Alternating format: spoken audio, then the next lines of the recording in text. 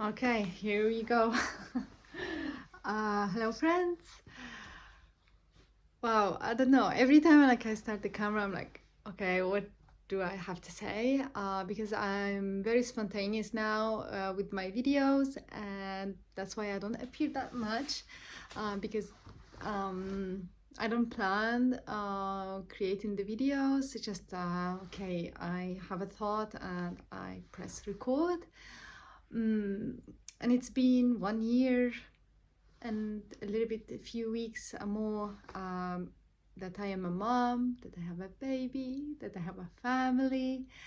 And yeah, during this 1 year, it felt like it would never happen, that I would always have a newborn. But time does go by and your baby would grow and you'll miss those you'll miss that newborn phase. I heard that some people, and I also talked with some people who have a baby and they don't miss the newborn phase at all. But that was not my case. I miss it, but still I enjoy my daughter now that she's learning how to walk and being cheeky and playful. And it's interesting that there are so many things that I thought that you teach the child how to do things, but no, most of the things children learn by themselves, by watching you mostly, and also their personality shines through. And something like as simple as going for a poo, because I mentioned in a previous video that I was doing elimination communication. So my baby's doing poo poo in the potty, and I noticed that when she does not want to use the potty, she goes and hides to poop. And that's for all children mostly. They go to a corner or go behind the sofa and they focus and do their thing. And I thought that I never thought about it, but like in my mind, that you teach the child to be private, to close the door, but it is an instinctual thing that we want to be private when we do the toilet. So the same thing with many things, walking, crawling, I don't know, even like how to clap or to show excitement, to raise their hands. Many of the things they learn by themselves, and this is the first thing that I learned in this first year, that kids learn.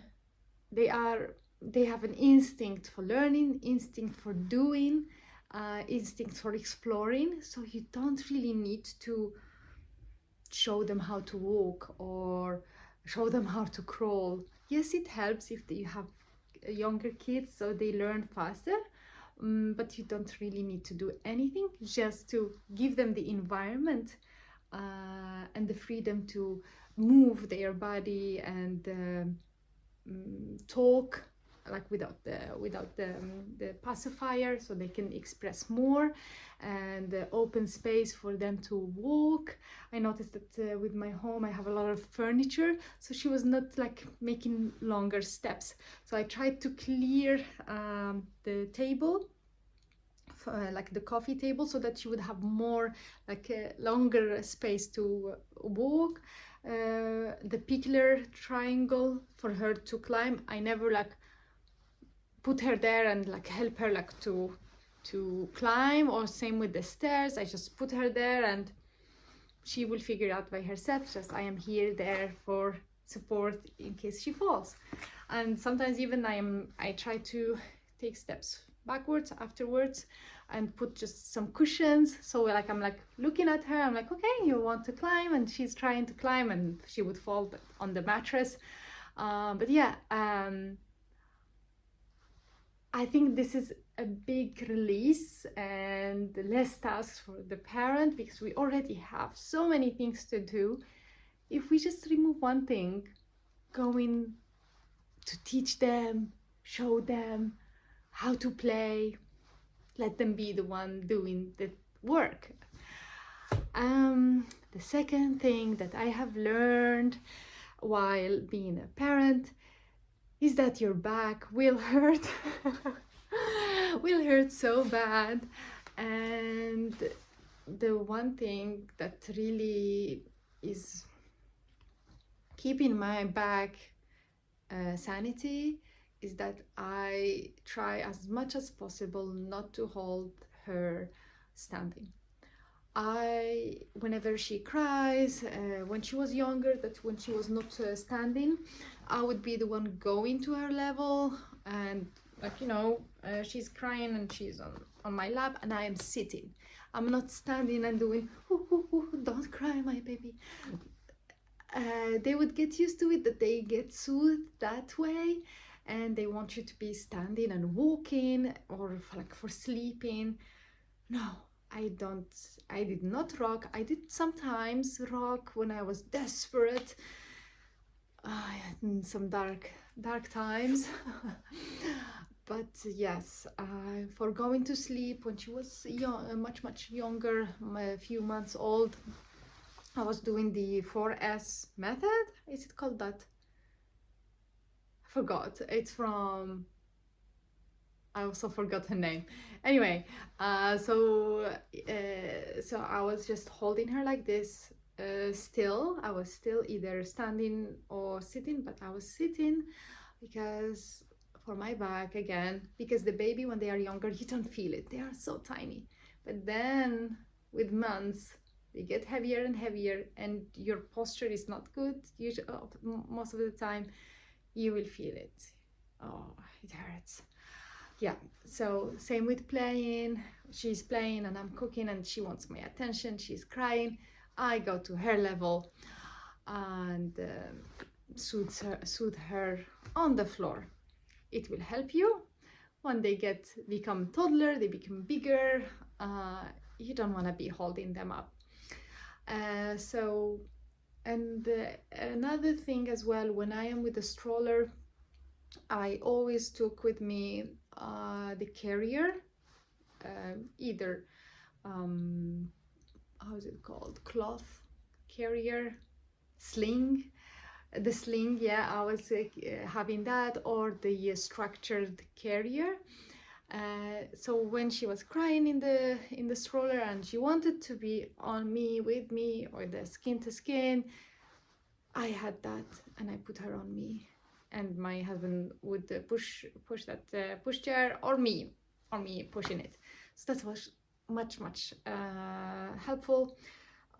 Nowadays as well, when I see that she didn't have a good night's sleep and she's fussy, she wants to be on me all the time, and I need to cook, she's on my back, she gives me some back rubs and I am cooking.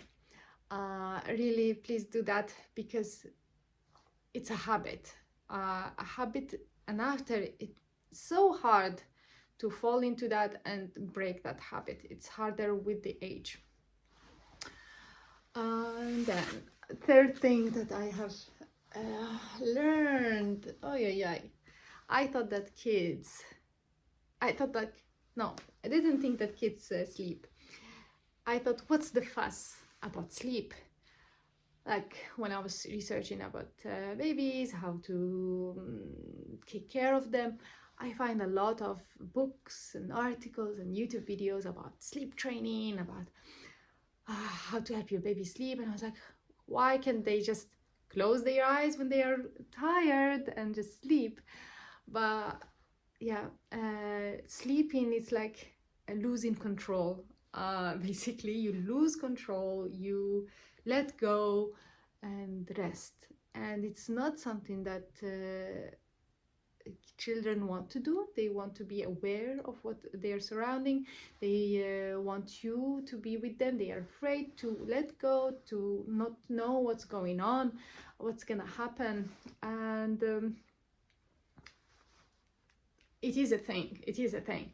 So it is really important, no matter what I don't know, philosophy you go with, you sleep train or you don't sleep train, it's important to know about the wake windows. That was really helpful, knowing that, okay, my baby I can stay awake for X amount of time, 2 hours, then 2 hours and a half, then 3, and then 4.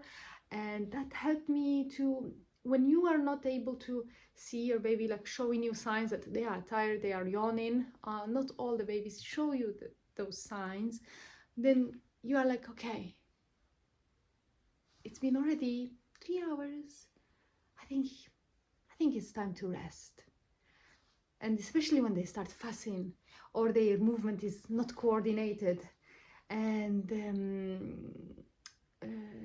they are clingy, or they are like screaming. It's not something that they want to play more. It's not a sign that they want to eat more. Usually it's a sign that they want to be in a calm space, dark space, and sleep.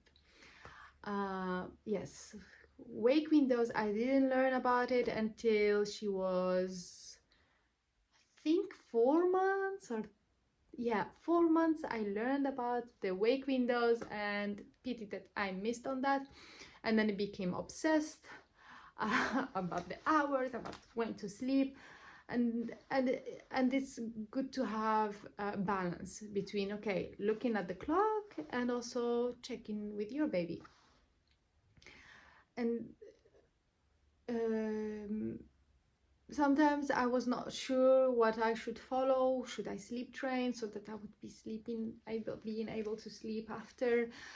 Should I follow my child and do secure attachment or attachment parenting?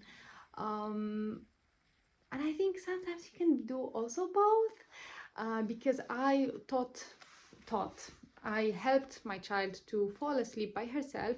So she's not dependent on rocking, she's not dependent on nursing. So I can nurse her a little bit before, and then my husband puts her to bed if I need to do something.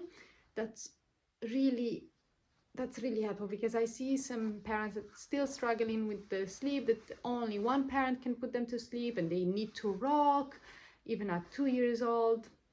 That's a lot mentally as well, and on your body.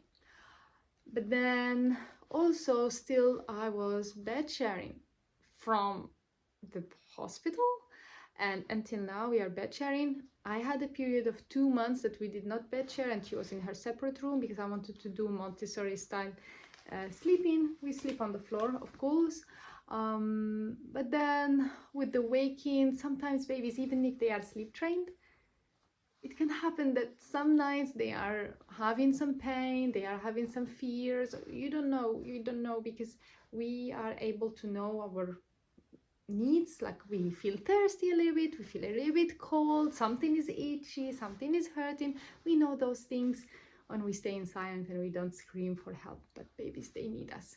So I went back to bed with her, and we are bed sharing again. Sometimes she wakes up once. I'm like, oh my God, this is the best night I ever had.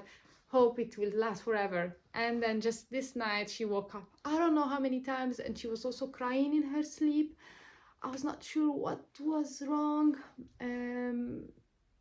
I checked her temperature, I checked the rhythm of the day was the same. So yeah, I think just need to be flexible and have safe sleeping space and environment for your baby, no matter what method you choose. You need to have safe sleep space for your baby. So yeah, I think these are only 3 things that I have learned. Other things I knew before, but these are like the things that you only feel when you have the baby. And of course, last thing, before I was like, before having even the idea of having a child, I was like, oh, I will be child free for all my life.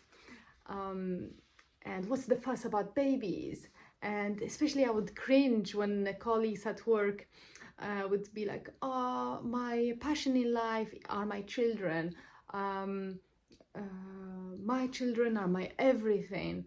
Like, oh my God, don't they have any other hobby? Don't they have any other life? It's only about my baby, or my child, And I didn't understand back then. Now I understand why children are what gives us hope for the future, and why children keeps us